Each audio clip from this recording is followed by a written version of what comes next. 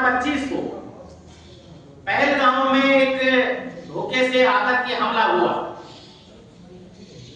और उसमें 26 लोग हताहत हुए, मारे गए। उसके जवाब में जो कार्रवाई हुई उसमें पाकिस्तान के ठिकानों पर जाकर के और हमारी बहनों ने जोश दिखाया, हिम्मत दिखाई। मैं नाम उल्लेख करना चाहूंगा, व्योमिका सिंह ये विंग कमांडर रही है, कर्नल सोफिया कुरैशी ये कर्नल है। तो हमारे लिए गौरव की बात है कि महिलाओं ने ऑपरेशन सिंदूर को सफल बनाया। और यह केवल वर्तमान की बात नहीं है, अतीत को यदि हम देखें तो झांसी की रानी लक्ष्मीबाई, विदुषी के रूप में देखें तो गार्गी और मैत्रेयी, इनका नाम कौन नहीं जानता। यदि भक्ति के क्षेत्र में देखें तो राजस्थान में मीराबाई। कोई क्षेत्र ऐसा नहीं है जिसमें महिलाओं की, बालिकाओं की, नारी शक्ति की भूमिका नहीं रही हो। आज यदि हम बात करें तो हमारे भारतवर्ष में निर्मला सीतारमण जो वित्त मंत्री है और विश्व की एक पावरफुल महिला के रूप में उनका उल्लेख होता है। इसी तरह से हमारे देश की प्रथम नागरिक राष्ट्रपति, महामहिम राष्ट्रपति द्रौपदी मुर्मू एक साधारण परिवार से, आदिवासी इलाके से जन्म लेकर के आगे बढ़ती है और वो शीर्षस्थ नंबर 1 प्रथम स्थान पर पहुंचती है। यह हम सबके लिए गौरव की बात है कि महिला सशक्तिकरण कितना बढ़ रहा है। और ये वैसे ही इन शीर्षस्थ पदों पर नहीं पहुंची है।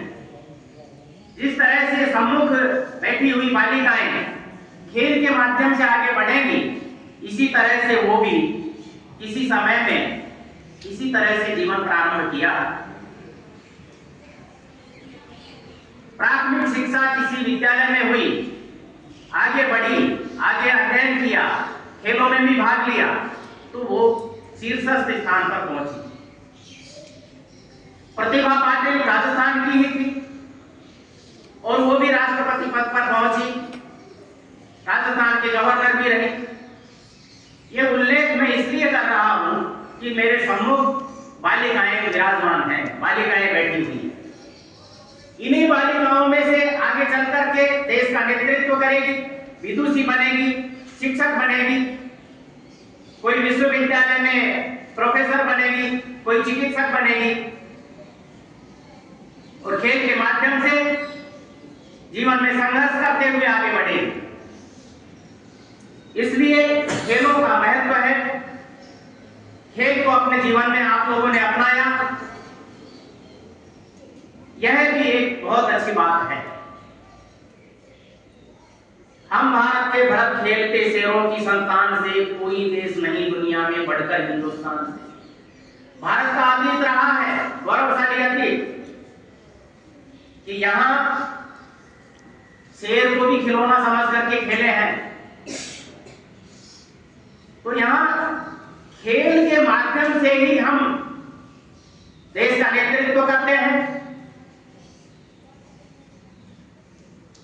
गुरु के पद पर आसीन होते हैं। विश्व गुरु के रूप में जो दर्जा मिला है, पहले भी था, तो उसमें खेल का, योग का एक महत्वपूर्ण योगदान है। 21 जून को जो योग दिवस मनाया जाता है, विश्व के अधिकांश देशों में मनाया जाता है और इसका प्रस्ताव भारत ने रखा।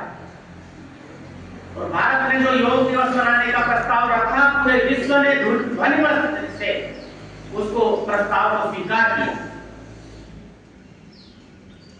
योग और खेल ये मिले जुले हैं, एक ही श्रेणी में आते हैं। यहां पर बालीकुई में हमारे प्रांत की यह जो खेल कूद प्रतियोगिता हो रही है बालिका वर्ग की, इसमें हम कल से देख रहे हैं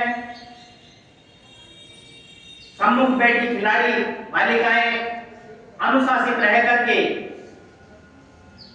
अपने जो आचार्यगण हैं, दीदी हैं, उनकी आज्ञा का पालन करते हुए बड़े मनोयोग से यहाँ शामिल हो रही है। और एक विशेष महत्व और बालिकाओं का कि आगे चल करके आप अपने खुद के कुल का यानी माता पिता के घर का नाम रोशन करेंगी और गृहस्थ जीवन में जाने के बाद ससुराल पक्ष का भी नाम रोशन करेंगी, वहां भी नेतृत्व प्रदान करेंगे। अभी जो संस्कार आपने प्राप्त किए हैं या कर रहे हैं वो आगे चल करके देश के लिए लाभकारी होंगे। जब मर्यादा पुरुषोत्तम राम उन्होंने लंका पर विजय प्राप्त की, रावण को मारा और फिर जब वो वहां से लौटने लगे तो लक्ष्मण कहते हैं कि भैया ये सोने की लंका है, इस पर राज करना चाहिए। तो मर्यादा पुरुषोत्तम राम कहते हैं कि अपि स्वर्णमयी लंका नमे लक्ष्मण रोचते जननी जन्मभूमिश्च स्वर्गादपि करीयसी। भले ही ये सोने की लंका हो, यह मेरे लिए रुचिकर नहीं है, किंतु जननी जन्मभूमिश्च, एक तो जननी जन्म देने वाली मां और जन्मभूमि जहां हमने जन्म लिया स्वर्गादपि करीयसी, स्वर्ग से भी बढ़कर के है। तो मां का स्थान सर्वोपरि है और मां मातृशक्ति ही होती है, दूसरा कोई नहीं हो सकता। यह गॉड गिफ्ट है, ईश्वर ने शक्ति दी है माता बनने की, और मां बनकर के अपने बच्चों का जो संस्कार देती है वो मां ही होती है। चाहे कोई सा भी महापुरुष हुआ हो,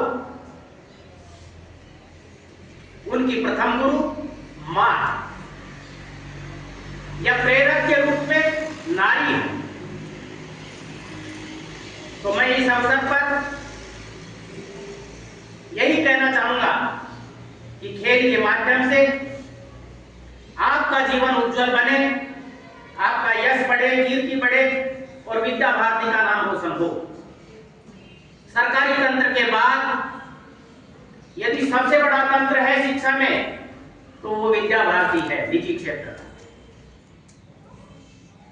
आज पूरे देश की बात करें तो 12,500 विद्या मंदिर चल रहे हैं, जिनमें 35 लाख विद्यार्थी पढ़ रहे हैं।